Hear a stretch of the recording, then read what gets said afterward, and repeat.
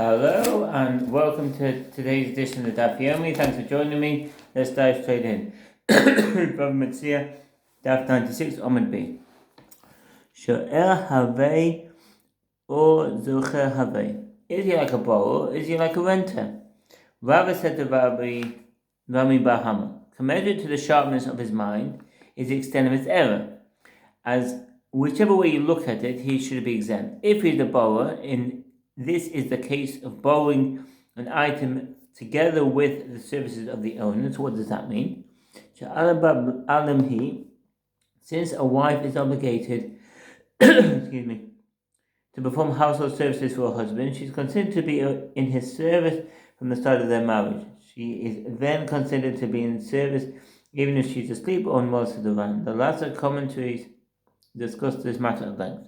As his wife is obligated to perform household services for him. Alternatively, if he is like a renter, this is a case of renting an item together with the services of the owner. Even if a mishap occurred to a wife's usufruct property as a result of husband's negligence, he is exempt, as she is considered to be in his service throughout the marriage. This ruling is according to the opinion of Rava.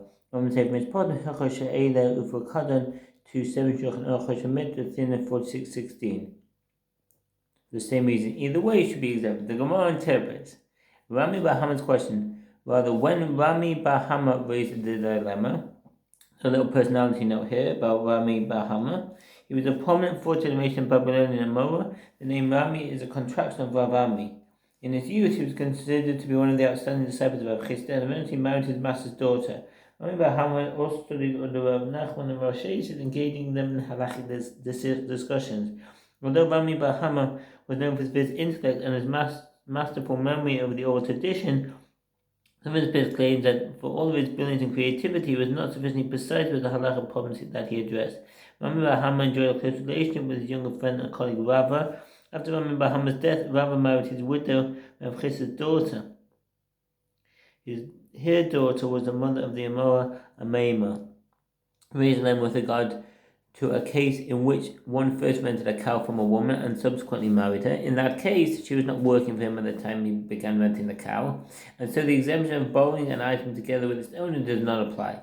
Rami Bahama's question was, what is halacha when one wants to get married? This is dependent on whether from that point he is like a borrower or is like a renter. So the footnote, the reason is to assume that a husband is considered to be a renter due to the fact that his rights to his wife's uniform property was instituted only in return for his obligation to redeem her if she were captured. The obligation to redeem is tantamount to a rental payment to the Meiri. The Gemara elaborates, since the husband initially rented the cow, if he is now like a borrower, then his status has changed, and so the new borrowing of the cow, done together with the borrowing of the services of his owner, comes and displaces the initial renting that was done without borrowing the services of the owner. And accordingly, the exemption will apply. Or perhaps, even once he is married, he is still like a renter, and since his status has not changed, the renting stands as it was. I.e., his current renting of the cow is considered a continuation of the initial renting that began before his wife was obligated to work for him. Consequently, the exemption will not apply. The Gemara question is logical, but what is different about these possibilities? That you say that only if he is a borrower, or is it so that the new borrowing of the cow, done together with the borrowing the service of the owner, come displace the initial renting that was done without borrowing the service of the owner? Say the same also now that he is like a renter, and that the new renting of the cow done together with the borrowing of the services of the owner come and displace the initial renting that was done without borrowing the services of the owner. Reinterprets his question. Rather, when Rami Bahama raised the dilemma, it was with regard to a case where a woman rented a cow from someone at the world at large, and subsequently another man married her. So what does that mean? The Agwa Ihi Para Vahada the Sava. If a woman borrowed an item and subsequently married, her husband is considered like a buyer with regard to that item, and does not have the status of a bailee at all. Accordingly, if she borrowed an animal and it died after she married, her husband is exempt, even if he used it and even if it died as a result of his negligence. The wife herself is liable to compensate the owner when she is able. If she had informed her husband that the item was borrowed, and he takes on a responsibility and he takes on her responsibility. The Ramah writes that this applies only if he used the item after being informed or agreed to assume her responsibility. Bava Metzia Daf 211, Shulchan Aruch Mitzvah 46:17.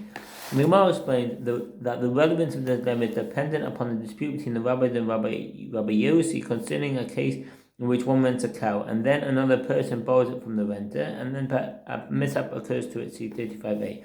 And according to the opinion of the rabbis who say that the borrower pays the renter, do not raise the dilemma, and this is certainly a case of borrowing an item and borrowing or hiring its owner with it. Evidently, the rabbis hold that for the duration of the rental period, the renter is considered to be the owner of the cow.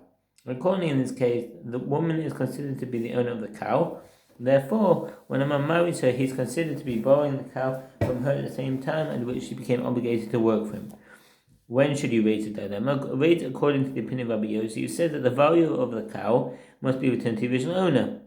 Rabbi Yossi holds that the renter is not considered to be the owner of the cow, and therefore this is not a case of borrowing an item together with borrowing or renting the services of its owner. Therefore, Rami Bar Hama asks what level of liability the husband bears. Is he like a borrower? Is he like a renter? Rava said, the husband is not like a borrower, nor is he like a renter. Rather, he should be considered a buyer of his wife's property. What does that mean? But the Bible states that a husband has the status of a buyer with regard to produce of his wife's property, but not with regard to the property itself. Concerning the husband's responsibility to care for such produce, Tosfot and others claim that he maintains a basic level of responsibility similar to that of an unpaid bailey, who is liable for mishap that occurred as a result of his negligence. Other authorities rule that he is regarded as a buyer, and so he bears no responsibility at all. So that's the Rambam and the Ramban. And it can be inferred from the statement of Rabbi Yossi, son of Rabbi Hanina, as Rabbi Yossi, son of Rabbi Hanina, said in Usha. What's Usha? Usha was a city in the Galilee and the seat of the Sanhedrin for a generation, starting from approximately 140 CE. After the Bar Kokhba revolted in 132 to 135 CE, when the Jewish community in Eretz Yisrael was almost completely destroyed, the scholars who survived the revolt began to assemble in Usha, where the Nasi of the Sanhedrin, Rabbi Shimon ben Gamliel II lived. These scholars, who had been students of Rabbi Akiva, accepted his spiritual leadership, and although they were scattered throughout the Galilee, they recognized Usha as the center of Torah study and as the seat of the Sanhedrin. In Usha, the state of that generation issued many important ordinances, known as the rabbinical ordinances issued in Usha.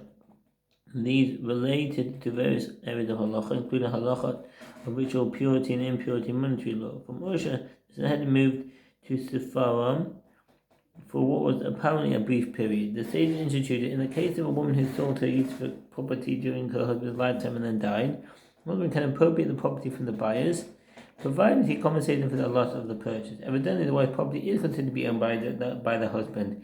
Remember, Hama raises a dilemma. When a husband acquires the right to his wife's useful property, that includes consecrated property. Acquiring property from the temple in this way is considered misuse of consecrated property. In such a case, who is liable for having misused consecrated property? Ma'al, misuse consecrated property. The halacha of misuse of consecrated property is stated in Torah Leviticus 5:14-16 and discussed in greater detail in Torah Me'ilah. The basic principle is that anyone who unwittingly benefits of consecrated property, e.g. he was unaware that the property was consecrated, is liable for misuse. He is liable to bring a guilt offering and to pay the temple treasury the value of the benefit that he derived, plus an additional payment of 1/5 of the value of that benefit. After all, misuse the consecrated item, it is no longer consecrated, and the money that he pays to the temple treasury assumes the consecrated status. The Torah does not discuss the liability of one who intentionally misuses consecrated property. Therefore, atonement is not available to him either through sacrifice of a guilt offering or through payment of the value of the benefit plus the additional 1/5 of the value of that benefit. However, said, who could be considered to have misused consecrated property? Should the husband be considered to have misused consecrated property? Certainly not, as while it was satisfactory for him to acquire non-sacred items of his wife's property, which are permitted for him to use, it is not satisfactory for him to acquire consecrated property, which is prohibited for him to use. Since he does not wish to acquire these items, he cannot be held liable for moving them from the possession of the temple. Should she be considered to have misused consecrated property? Certainly not, as also with regard to non-sacred items which are permitted for use, it is not satisfactory to her that her husband acquire them. Nevertheless, by virtue of the rabbinic ordinance, he does. Evidently, her husband's acquisition is not affected by her wishes, and therefore she cannot be held liable for it. Should the court be considered to have misused consecrated property, as it is not the ordinance, as it is their ordinance that granted the husband ownership? Certainly not, because When the sages instituted the ordinance, and they said that a husband is considered to be like a buyer of his wife's property, it was only with regard to non-sacred items which are permitted for him to use. With regard to consecrated property which is prohibited for him to use, the sages did not institute the ordinance. Rather, Rava said, the husband is liable for having misused consecrated property only when he takes and spends. What does that mean? Me'al l'chshayosi. The husband is not liable for misuse, even if he physically takes the item, as he certainly does not intend to acquire an item that's forbidden to him. Furthermore, as long as he is under the impression that the property belongs to him, the fact that he has picked it up and transferred it to his personal domain does not constitute misuse, says the Rosh. The money himself, just as it is in the case of one who mistakenly spends consecrated coins for a non-sacred purpose. Well, ishto mimel. If a wife brought consecrated coins with her into her marriage, or if a wife's relative bequests consecrated property to her upon his death, the husband is considered to have misused consecrated property only if he spends it for his own purposes. I'm going to say for Avodah Hilchot Me'ilah 7:11. A dilemma was raised before the sages. If the flesh of a boiled animal is weakened due to the labor, although a boil of an animal is exempt from liability if it died due to ordinary labor, since it is more usual that the animal is weakened due to labor than it dies due to labor, there is reason to say that the bowler should be liable for it. It performed for the bowler. What is the halacha? Is the bowler liable to compensate the owner of the animal? One of the sages, Rav Chilkiah, son of Rav Abia, is his name, said to the sage who raised the dilemma, by inference from your question, it seems that when a boiled animal died due to ordinary labor that it performed, the bowler is liable. Why should that be? Let the bowler say, I was understood by you that I did not borrow it just to stow it in a canopy, but to use it. Therefore, if I died while I was using it, I should not be liable. Rather, Rava said, it is not necessary to say that its flesh was weakened due to ordinary labor, and the bowler is exempt from liability. Rather, even if the animal died due to ordinary labor, he is also exempt. This halacha is puzzling. If the animal died by an entirely unavoidable event, completely beyond the bowler's control, he is liable. How then can he be exempt from liability if it dies as a result of his own use of the animal? One answer is that the bowler is not responsible for mishaps that occurred due to the owner's negligence. And if the animal died due to ordinary labor, it can be assumed that it had a prior blemish or illness which the owner should have treated. Since he did not, the mishap is his fault, says the Rambam and the Ran. The Rashba offers a different explanation. Since it's evident that the owner knew that the animal would be weakened by the labor, it's presumed that he agreed to absorb that loss. By extension, he is also considered to accept it to absorb loss from his death, as this is ultimately just an extreme case of the animal being weakened by its labor. If on board vessels or an animal, and the vessels were damaged, or the animal was injured while he was using them, he is exempt from liability, even if the vessels broke or the animal died. If he used them for an unusual task or in a regular manner, then he is liable. The 41. As the owner can say to the borrower, it is self-understood that I did not borrow it just to store in a canopy, but rather in order to use it. The Gemara relates, a certain man borrowed an axe, and nauga. The axe referred to here is probably the Roman delabra, which was used for both digging and for chopping wood.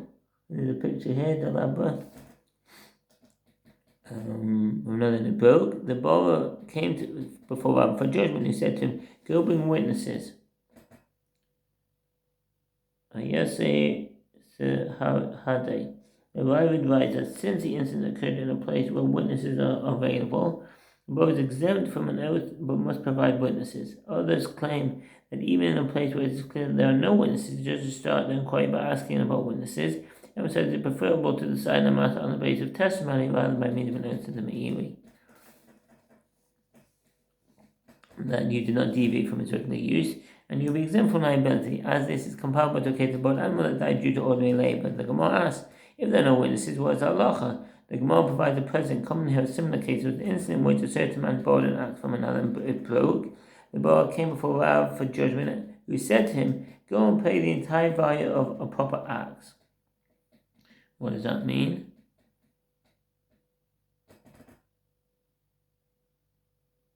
I think I read that footnote. Havkanu Mamati said to Rav. Ended the Yomad there. Thank you very much for listening and have a good day. All the best.